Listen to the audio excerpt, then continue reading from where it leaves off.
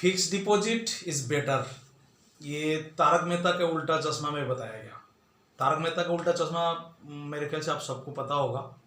अभी लॉकडाउन चल रहा है तो लॉकडाउन में सारे घर पे बंद पड़े हुए हैं, तो कुछ सीरियल का भी नया एपिसोड नहीं बन रहा है। तो तारक मेहता का उल्टा चश्मा मैं उस दिन देख रहा था कि उन्होंने कुछ पुराना एपिसोड जो उसको रिपीट कर रहा था।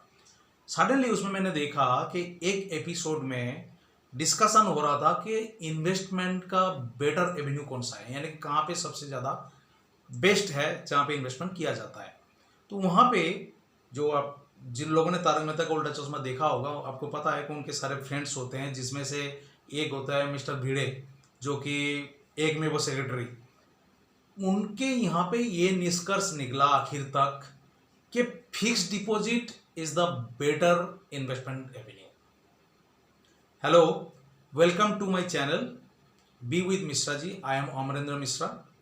आज मैं इसी के ऊपर ही डिस्कशन करूंगा, क्या फिक्स डिपॉजिट बेटर है या फिर इसके ऑल्टरनेटिव और भी कुछ है।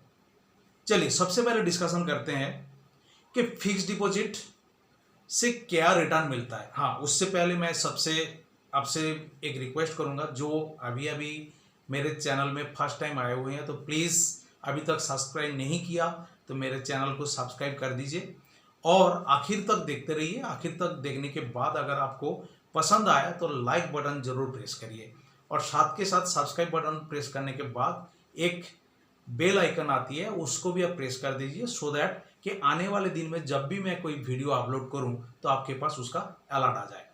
टाइम वेस्ट ना करते हुए हम शुरू करते हैं कि कौन सा इन्वेस्टमेंट सबसे बेटर है। मैं फिक्स डिपॉजिट से स्टार्ट करता हूं। आज के दिन में फिक्स डिपॉजिट के जो बैंक इंटरेस्ट मिलता है दैट इज 6%, 6.5। इससे ज़्यादा कोई भी बैंक आज के दिन में नहीं दे रहा है। तो अगर मैं मान लेता हूं कि 6% की रेट ऑफ इंटरेस्ट है तो आप जो पैसे बैंक में रखता है वो पैसे कितना दिन में डबल होगा, इसका एक फार्मूला होता है, फार्मूला 72, जो मैंने पिछले वीडियो में भी डिस्कशन किया है। फार्मूला 72 वो फार्मूला होता है 72 से अगर जो भी करंट इंटरेस्ट रेट चल रहा है उससे अगर मैं डिवाइड कर दूं, जो रिजल्ट आता है उतना साल यानी कि उतना टाइम वो लगेगा।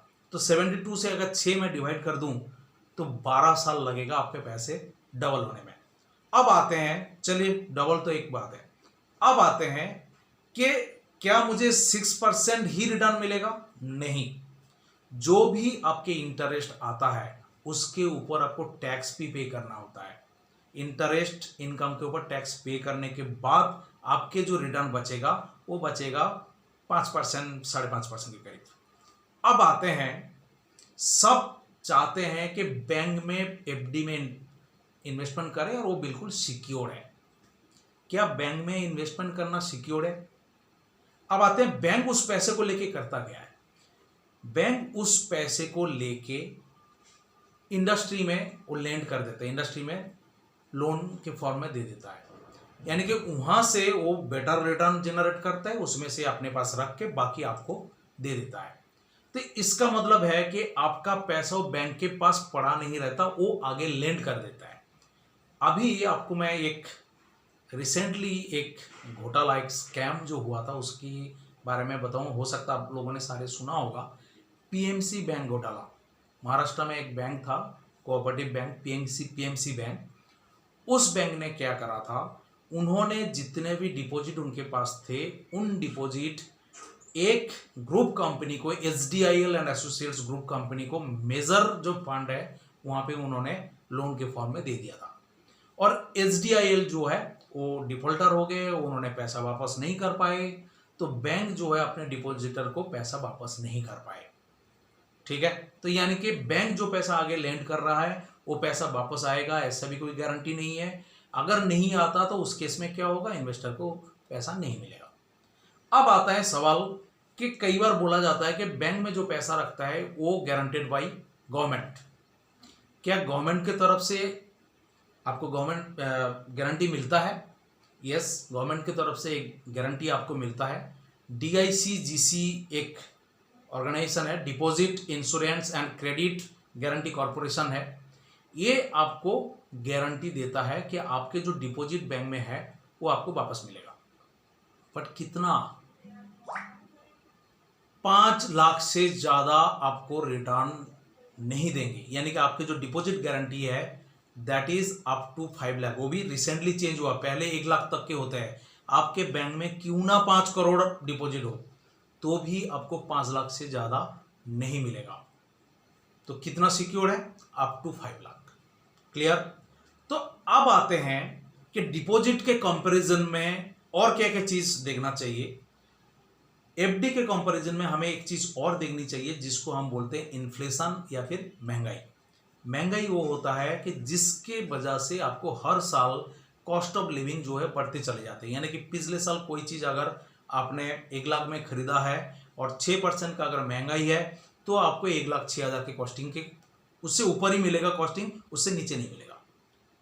आपने 6% के रेट ऑफ इंटरेस्ट पे एफडी कर दिए, 1 लाख रखने के बाद 1,06,000 मिलेगा और आपके कॉस्टिंग भी 1,06,000 हो गए। तो सेविंग क्या है? अल्टीमेट सेविंग कुछ नहीं है। तो हमें क्या करना है, इससे बेटर ऑल्टरनेटिव हमें ऑप्शन चूज करनी है। इससे बेटर ऑल्टरनेटिव ऑप्शन क्या है? बिजनेस। अगर आप कोई बिजनेस करते हैं और अगर आपका बिजनेस चल जाता है, धीरे धीरे ग्रो करता है, तो आपको रिटर्न जो है बैंक इंटरेस्ट से कई गुना ज़्यादा मिल जाती है। तभी तो जो बिजनेसमैन होते हैं वो बैंक से लोन लेके बिजनेस करते हैं, यानी कि उससे ज़्यादा रिटर्न जनरेट कर पाते हैं, तभी तो वो लोन लेते हैं और रिटर्न जनरेट करके बैंक को लोन वापस कर देते हैं और प्रॉफिट अपने पास रह जाता है। तो क्या बिजनेस आप कर पाएंगे? बिजनेस करने के लिए आपके पास बिजनेस आइडिया चाहिए, कैपिटल चाहिए, जो कि आपके पास है नहीं। तो आपके पास बेटर ऑल्टरनेटिव है कि किसी के बिजनेस अगर अच्छा चल रहा है तो क्यों ना मैं उस बिजनेस का हिस्सेदारी ले लूं। वो कैसे पॉसिबल है? वो पॉसिबल है स्टॉक मार्केट के थ्रू। स्टॉक मार्केट में जो शेयर्स ट्रेड होता है वो शेयर होता है उस बिजनेस का हिस्सा। तो अगर शेयर खरीद लेते हैं और कंपनी ग्रो करता है तो आपको उसके रिटर्न मिल जाती है। एक एग्जांपल दूंगा। अभी रिसेंटली आप लोगों ने सुना होगा फेसबुक के बारे में तो सबको पता है। फेसबुक अभी अभी रिलायंस इंडस्ट्री का 9.9% share holding, sorry Reliance industry नहीं, रिलायंस जियो का 9.9% शेयर होल्डिंग उन्होंने लिया हुआ है। और किस प्राइस पे लिया हुआ है? उन्होंने लिया है करीब करीब 43,000 करोड़ में, 43,574 करोड़ में, 9.9%। अब मैं एक स्टैटिस्टिक्स और दूंगा। रिलायंस जियो बने कब थे कंपनी?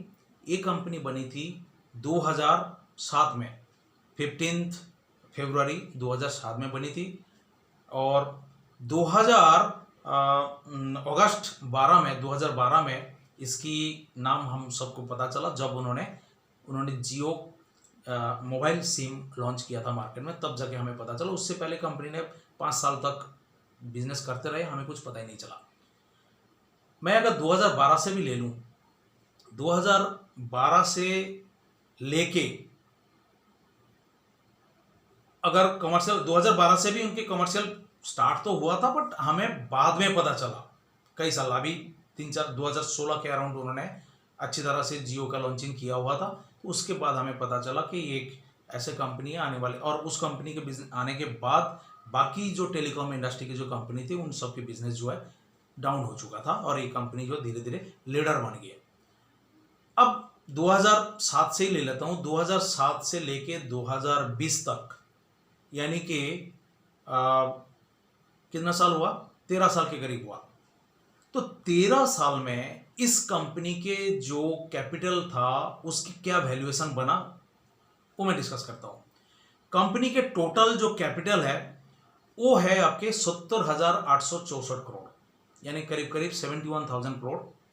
और अगर करंट वैल्यूएशन में ले लूँ जो फेसबुक ने लगाई, उस वैल्यूएशन के हिसाब से करंट वैल्यूएशन बनता है 4,35,000 करोड़, यानी कि करीब करीब 4.5 करोड़ के करीब बनता है। यानी कि जो इन्वेस्टमेंट था 70,000 करोड़ का, उसका करीब करीब 6 टाइम हो चुका है 12 साल या फिर 13 साल में। क्या आप एफडी जो अभी 12 साल में आपको हो रहा है डबल, बट बिजनेस में 6 साल, जब ये शेयर मार्केट में लिस्ट हो जाएगा हो सकता है इससे कई गुना ऊपर मार्केट में ट्रेड हो। तो ये होता है आपके ऑल्टरनेटिव इन्वेस्टमेंट ऑफ एफडी। अब सवाल आता है कि हमें कैसे पता चलेगा कि स्टॉक मार्केट में कौन सा स्टॉक लूं जिससे मुझे रिटर्न मिलेगा। आपको ज़्यादा कुछ दिमाग लगाने की ज़रूरत नहीं है।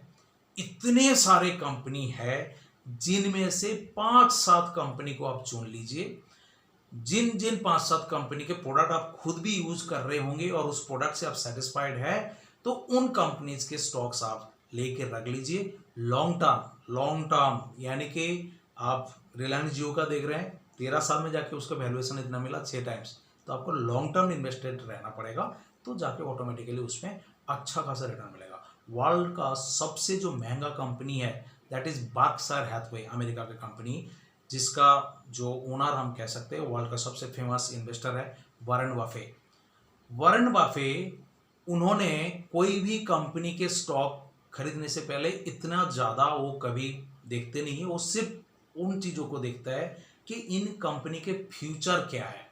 अगर उनको दिख जाए कि इन कंपनी के प्रोडक्ट लाइन जो है फ्यूचर में बहुत ज़्यादा ग्रो करेगा, उसके कंपटीटर कोई नहीं आएगा, तो उस टाइप की कंपनी को उठा लेता है। और वो कंपनी जो बर्कशायर हैथवे, वो 20% से ऊपर के ग्रोथ रेट है उनके सालाना। उसकी मार्केट प्राइस का अगर इंडियन प्राइस में लूँ तो करीब 2.5 करोड़ रुपए की है एक शेयर की कीमत।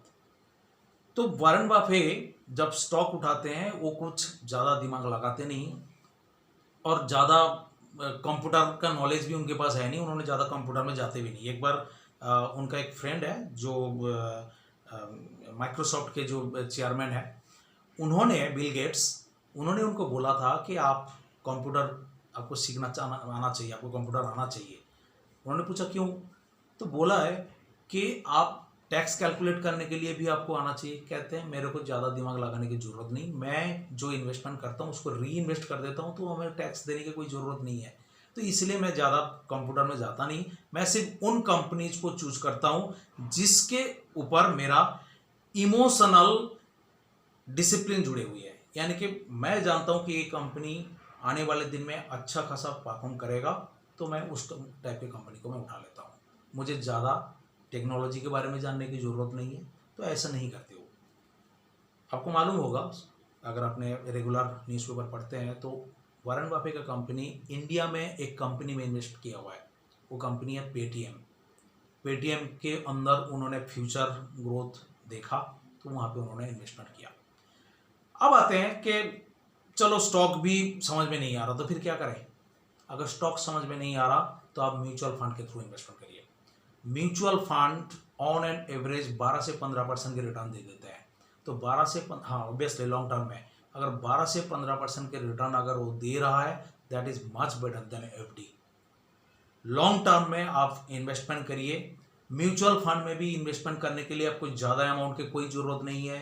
500 रुपीज़ पर मंथ से भी स्टार्ट कर, आजकल तो 100 रुपीज़ का भी SIP आ गए हैं, 500 रुपये की भी ज़रूरत नहीं है, 100 रुपये से ही आप इन्वेस्टमेंट स्टार्ट कर सकते हैं। तो आप अभी तक जो मैंने डिस्कशन किया हुआ है, इसमें क्या रिजल्ट निकलता है कि FD is not better solution. FD से बेटर सॉल्यूशन है या तो डायरेक्टली आप स्टॉक्स में इन्वेस्ट करें, स्टॉक मार्केट में, या फिर आप म्यूचुअल फंड में इन्वेस्टमेंट करिए। तो मेरा अभी तक हमने जो डिस्कशन किया हुआ है, हो सकता है आपको अच्छा लगा है। अगर अच्छा लगा तो ज़रूर लाइक बटन प्रेस करिए, इससे मुझे इंस्पिरेशन मिलता है और भी वीडियो बनाने के लिए। प्लस सब्सक्राइब तो आपने ऑलरेडी कर दिया होगा, नहीं किया तो अभी भी कर लीजिए, और उन लोगों के साथ इस वीडियो को ज़रूर शेयर करिए जिनसे आपको लगता है कि इस वीडियो से उनको बेनिफिट मिलेगा। तो thank you for watching, bye.